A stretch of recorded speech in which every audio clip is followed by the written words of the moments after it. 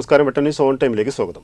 കല്യാണം ഇനി വേറെ level. Basid wedding mall, Basid arcade, Poongottukulam, Tirur. 10ാം ക്ലാസ് വിദ്യാർത്ഥിനിയെ പീഡിപ്പിച്ച് ഗർഭിണിയാക്കിയ പ്രതിയെ പോലീസ് അറസ്റ്റ് ചെയ്തു. വെട്ടം സ്വദേശി നിഖിലാണ് അറസ്റ്റിലായത്. പെൺകുട്ടിയെ സുരക്ഷിതമായി മാറ്റി. Trendy and customise collection, best in budget. Theyyam പാട്ടിൽ പോലൊരു ഓപ്ഷൻ വേറെ ഇല്ല.